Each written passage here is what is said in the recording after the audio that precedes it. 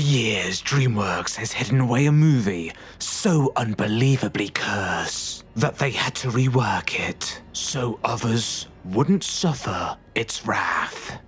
Additionally, adding these elements, like the song Smash Mouth, Eddie Murphy, Animation and people, that sound like bullshit to me. and a cross-dressing wolf. This original version hasn't been seen, not since the late 90s, until now. Hello there! Well, who else were you expecting? Hello, me darlings! Harry here, and if you're into missing to lost media, then please consider to subscribe to the channel, as I make many more videos just like this one. And the more subscribers I have, I can convince my parents that YouTube's a viable career. Hopefully. But anyway, let's get into our video subject, which is the missing Chris Farley version of Shrek. But before we dive into things, a little bit of context is needed. So let's go back to where it all started with the book.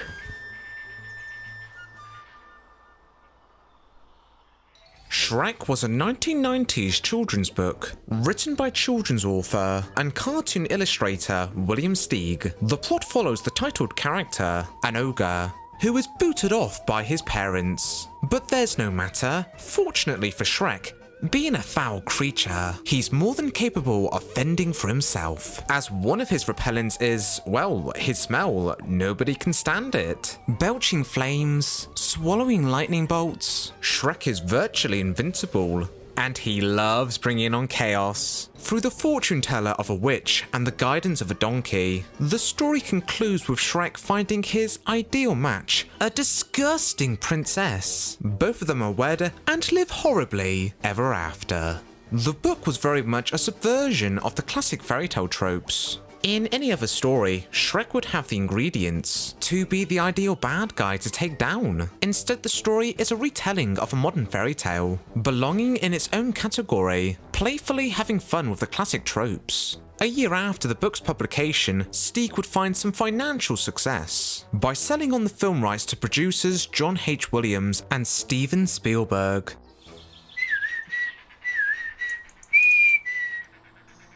At Paramount Pictures for a number of years, Katzenberg had migrated to Disney during the mid-80s to supervise and manage the films, with a keen interest within the animation department. I loved Walt's heritage. I learned the animation business from him, even though, as you said, I never actually met him. Through his work and his archives. And he said, I make movies for children and the child that exists in all of us.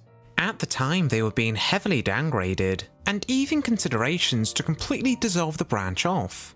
Thankfully, through steady successes and reformatting the division, the Walt Disney Corporation's original bread and butter rised up to popularity to embellish in a new renaissance. Not just financially rewarding, but also climbing the ranks of winning trophy awards.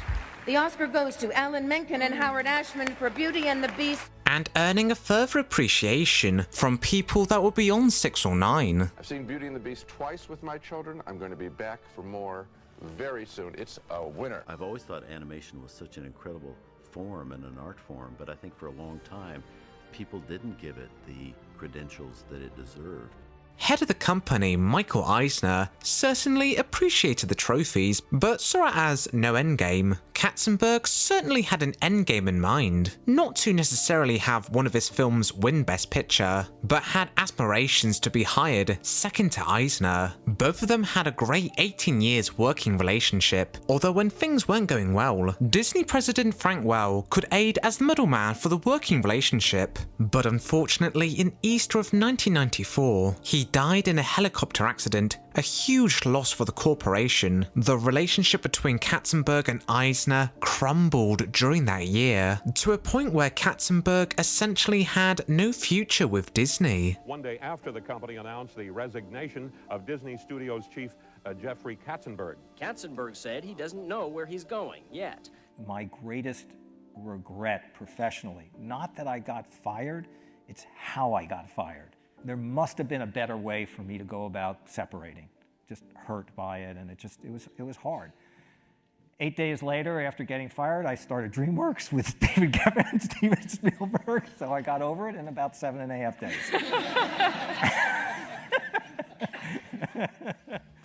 Founded by Jeffrey Katzenberg, Steven Spielberg, and David Geffen, with Jeffrey personally in charge with the animation department. From there, they worked on a lineup of projects that Katzenberg would have struggled to greenlight at Disney, such as a biblical retelling of the Ten Commandments, a personal project that Katzenberg had longed to do for years.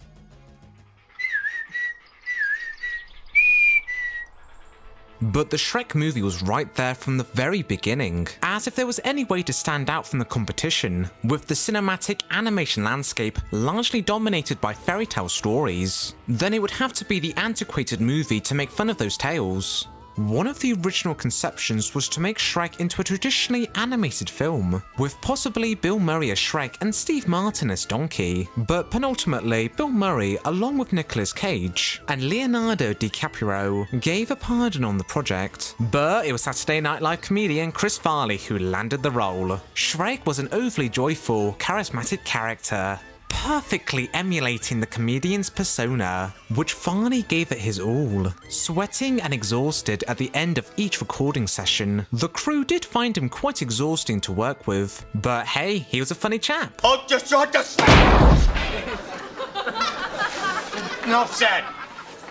Production officially started in October of 1996, but the animation lineup started a month early, as they were instead going to use CGI technology, integrating the animated characters with live-action model sets. An ambitious task, so they first prepped up with a test sequence.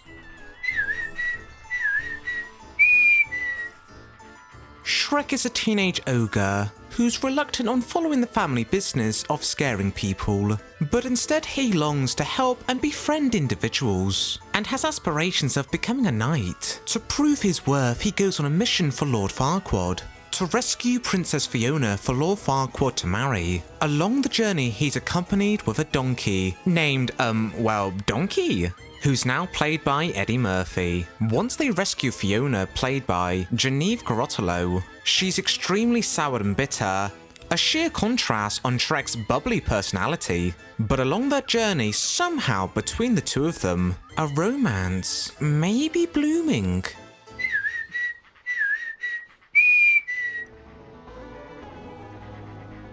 By spring of '97, a finalized animatic was presented to Katzenberg, with 80 to 90% of Chris Farley's dialogue already recorded, with elements of the CGI tests sprinkled in the animatic. By the end of the screening, Jeffrey wasn't impressed, later on being quoted to say, "It looked terrible, it didn't work, it wasn't funny, and we didn't like it." So the team would have to go back and rework the story, but the production troubles weren't over just yet.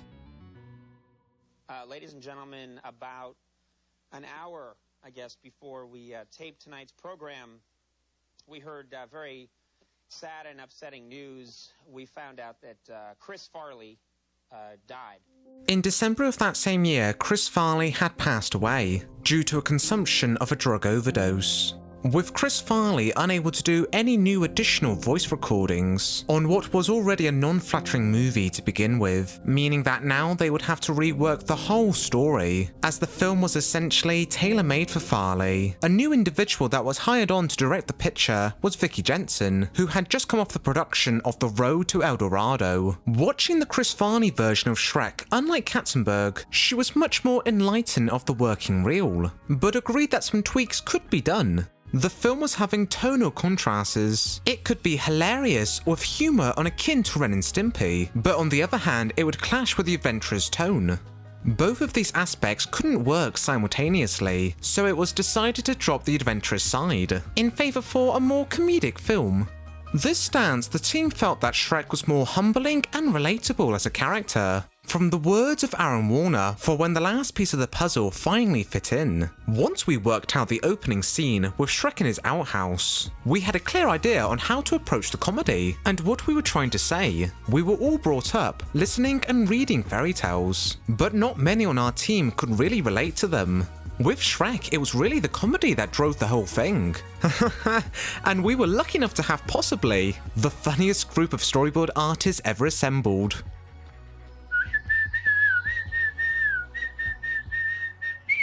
Shortly after the first Austin Powers movie, they approached Mike Myers to see if he wanted to play the role of Shrek, which he was certainly interested, but he requested if they could rewrite the screenplay to remove any references to Chris Farley, so it was much more of a Mike Myers film rather than him taking over a Chris Farley production. By this point, the character of Shrek had completely transformed. Instead, he was a bit more of a brute, more content of his own company, additionally changing the character of Fiona, making her the opposite of Shrek. Lovable, kindful, and joyful. So they had to replace Geneviève's sarcastic performance, as she was now too similar to Shrek, replacing her with Cameras Diaz. You may or may not know this, but a lot of people are fired from pilots or films early on. You don't hear about it a lot. It's not unusual. I'm not saying poor me. Am I thrilled with that stuff? No, it hurts terribly. Even stuff you hated. Once you're fired from, you're like, oh! After several years of Mike Myers recording the dialogue of Shrek, he was unhappy with the voice. So he insisted to the production team to redo his performance, but this time with a Scottish accent, to make Shrek seem more working class. I got a crap on deck that could choke a donkey. But at this point, they had already started animating, so additional cost went into reworking those scenes to fit in with the new dialogue, which upped the budget at $5 million more. Being an immensely complicated production, industry veterans were already writing off Shrek before its release. Thankfully for DreamWorks, the journey was worth it, as Shrek became the third highest grossing movie of the year, just behind the first Harry Potter and Fellowship of the Rings. It became the first movie to win Best Animated Film of the Year at the Oscars. Shrek had drastically steered the boat for DreamWorks' future, as the animation department became independent and formatted into its own company, discontinuing their trend of hand-drawn movies, as each one after the other was dwindling in box office returns, in favour for the rise in popularity of CGI flicks, where Disney similarly followed behind. For the first time in the cinematic market of animated films, Disney had a rival and had compensated their iconology just to stay within the game. While yes, this level of success with DreamWorks would only truly last until the mid-2010s, at least for that brief period, Katzenberg was truly on top of Disney.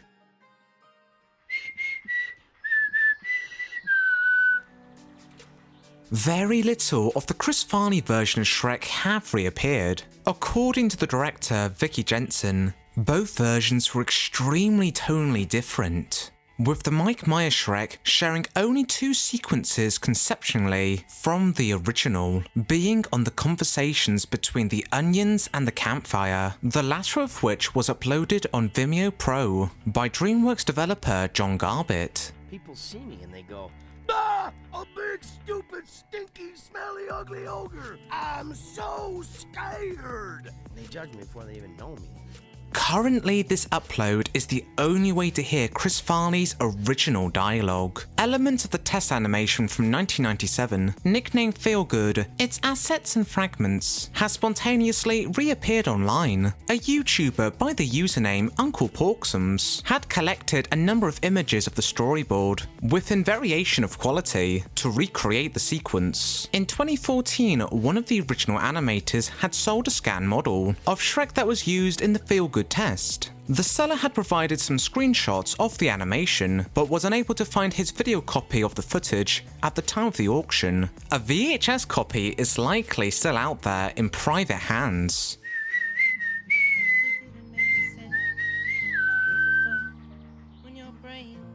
In 2021, Shrek was selected to be administered into the Library of Congress, a US government-funded project where every year they select 25 movie titles for being culturally significant and to be preserved for future generations. They can only accept a film as it was originally released. So while the original Star Wars was amongst the first movies to be selected, it's never been officially submitted, as Lucas only ever provided the '97 special edition print of Star Wars. So it's only the final cut that the library really desires. rather than an early version or a working progress of the same movie. But with Shrek being made at the turn of the century, it's a pretty safe guess that DreamWorks securely archives their projects, even if they will never see the light of day. It's a difficult situation to see on how the original Chris Farley version could be officially released. Typically, animation houses don't release a full animatic of an animated film, especially those that were an early version and had a different cast. Maybe down the road, they could do a documentary on the franchise of Shrek, providing some snippets of clips of the Chris Farley incarnation. But I'm sure for most Shrek nerds, it would be an absolute dream to have it be released as a bonus feature on either a DVD or a streaming service. But then, could it be argued that it would be disrespectful to release a half-finished version of Shrek with a long-deceased actor? Well, one can still be optimistic, I suppose. As remember, Shrek is love, Shrek is life. Oh, sorry. I just had to slip it in there, you know, I just had to squeeze it in there. It's just, I've always wanted to say that.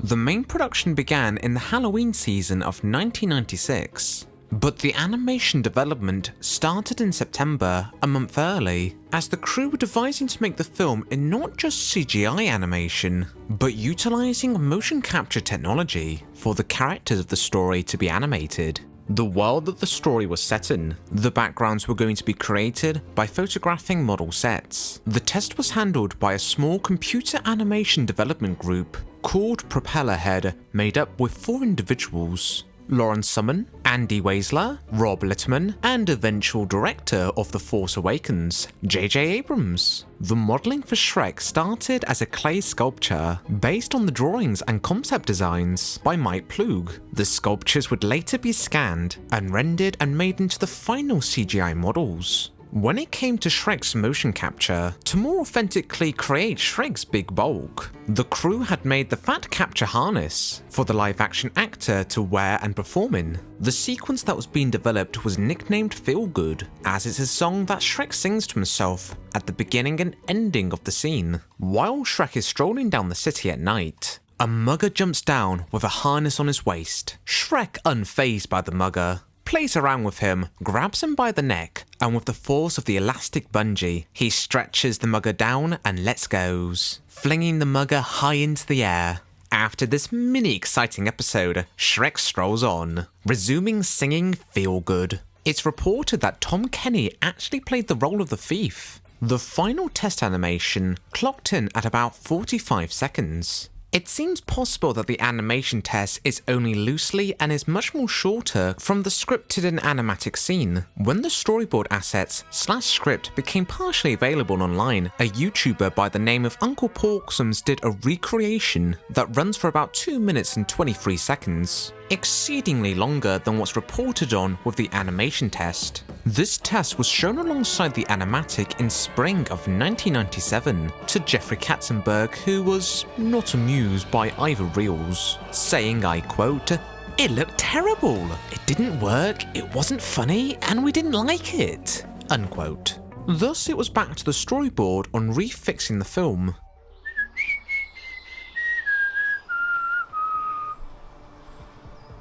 But prior to any major redevelopment, in December, Chris Farley had tragically passed away due to a drug overdose. After a time of mourning, it was a very perplexing situation of what to do with Shrek. Technically, Chris Farley had recorded 80 to 90% of his dialogue, so they could simply hire a voice impersonator to finish off the remaining lines and proceed forward by completing the film. But then yet again, the script was admittedly problematic, and concluding the production with a voice impersonator for what was meant to be a vehicle for Chris Farley seemed distasteful in the eyes of the higher-ups. So they recruited Vicky Jensen to rework the story. Jensen had just priorly been on the production of The Road to El Dorado. She saw both the animation test and the full animatic with Chris Farley. The problem they were having with the working reel was that the film was having tonal contrast issues. The humour could be weird, lowbrow and dry, but it clashed with the adventurous nature of the film. The crew were trying to figure out how they could make both clashing tones fit together. But Vicky Jensen suggested, why not just drop one of the tones in favour for the other? Thus they favoured the more humorous side of the film. They additionally dropped the motion capture technology, instead favouring the more traditional way of animating CGI, frame by frame.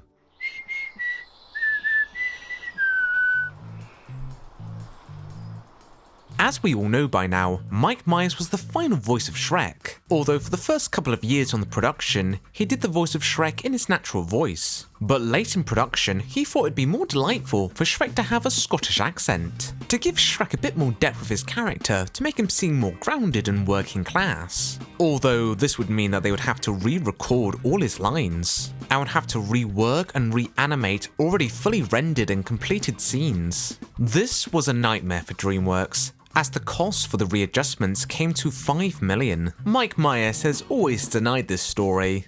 But on the Shrek DVD, on the bonus features Technical Goofs, you can hear unused recordings of Mike Myers' voice without the Scottish accent. This is my swamp! Our swamp! Let go, donkey! You let go! Stubborn jackass! Smelly ogre! Fine! This is my swamp! Our swamp! Let go, donkey! You let go! Stubborn jackass! Smelly ogre! Fine!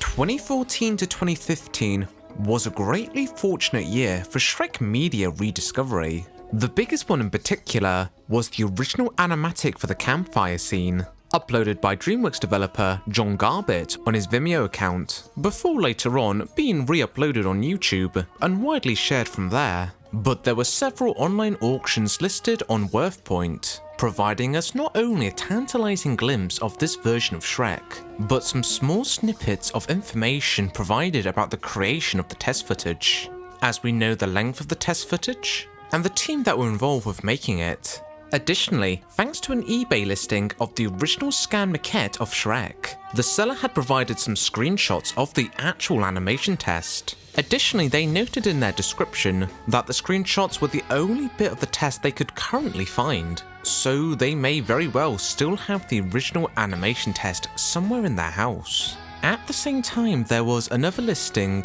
of a VHS tape providing 5 minutes of content from the Propellerhead group, which, yes of course, it provides the test animation from the Chris Farley Shrek. In the description, it notes that the audio from the Chris Farley Shrek test is muted, so if this VHS tape is to ever surface online, we would still be missing the audio from the animation test. From here, we at least know that there's 2 possible copies that are within circulation outside of the DreamWorks archive. Will they ever resurface for the public to see? Well, for the actual tape that was sold at auction, we don't know where or who bought it, nor that I wasn't even able to find for the price that it was sold for. If it was somewhere between the 3 or 4 digit range, then the buyer probably won't release it lightly, but the eBay seller who provided screenshots of their copy may very well still have theirs, so it may not be a far stretch of the imagination that we could possibly still see the Chris Farley animation sometime soon.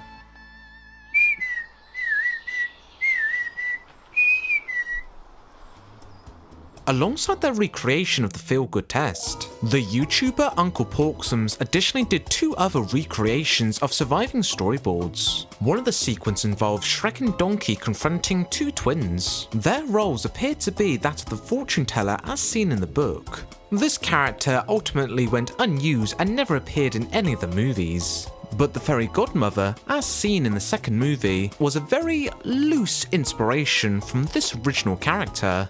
And the other recreated storyboard shows Shrek to be quite excited to see the princess.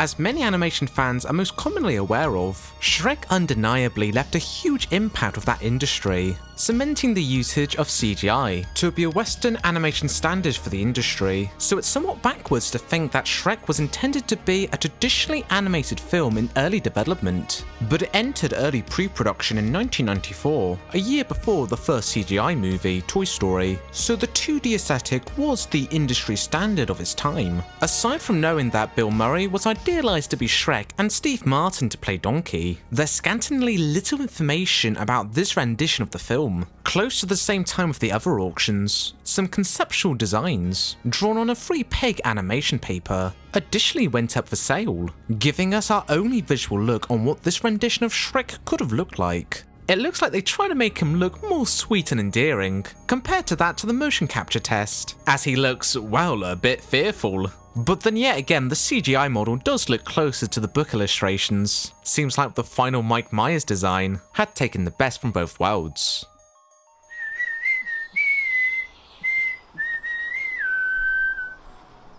During the research for this video, I had noted that there was actually a clip from the CGI test that was widely available to view. And this isn't a new clip, this has been around for quite some time now. Where can you find this behind the scenes clip? Why, on the Shrek DVD. A little bit confused? Well, don't worry. The actual clip obscures a lot of details, so let's take a closer look. This clip was sourced from in the 20-minute making of documentary of Shrek, where in one of the B-roll shots, you can just make out in the background an early concept design from Shrek, left over from the Chris Farley incarnation, but that wasn't what piqued my interest with the shot. Moving forward to the computer screen, there's an indescribable CGI model that's pretty hard to make out as to what exactly it's meant to be. But if we put alongside the early CGI render model of Shrek, by a side-by-side comparison, it looks like we're looking at the top of Shrek's head. We can see some key details, such as the lump on top of his head, his forehead, and his nose. Later on, we get an obstructed side profile of the CGI model. You can see his eye, cheek, and a bit of his mouth. All this time, DreamWorks had officially released a behind-the-scenes image of the Chris Farley version of Shrek, and we all hadn't noticed. There's no doubt that there's likely so much more to see in the DreamWorks archive. They do videotape you as you work, but they say that no one's going to ever see them.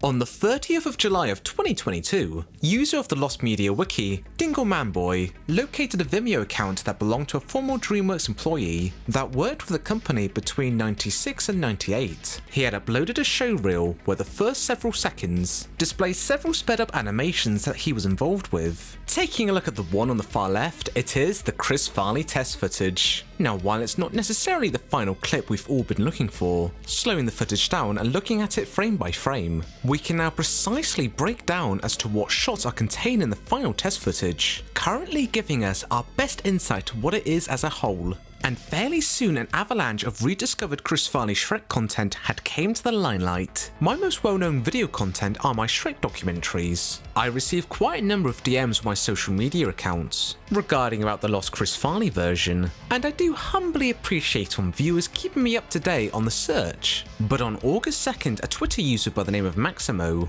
sent me a private message saying that they had found something. The thumbnail didn't look particularly interesting, so I was just expecting it to be just a random fodder. But to my surprise, what Maximo had found was a show reel that contained this.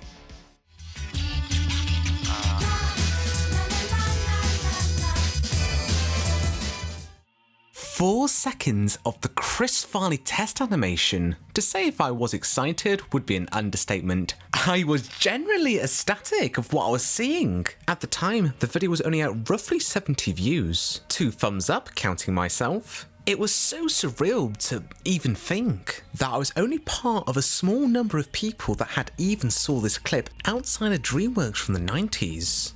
And it had been on YouTube all the way back in 2010. So all this time that we've been looking for it, it's just been hiding right back here in the background. But hey, with a really random co-title, I don't blame anybody for not finding it anytime sooner. I mean, it's on the equivalent of finding a needle in the haystack. I really wanted to share Maximo's discovery for everybody to see. But during this time, I was in contact with one of the search members of the LMW, where at the time they asked me not to make any post or comment on the recent Chris Farley revelations, because they were part of a group that were trying to contact the original animator, and feared that too much attention drawn to the search may lead to an excess amount of people contacting the animator, and you don't really want to overwhelm somebody handing over a missing piece of media. I did tell them about Maximo's findings, but I knew it was best just to sit back and wait and see what happens.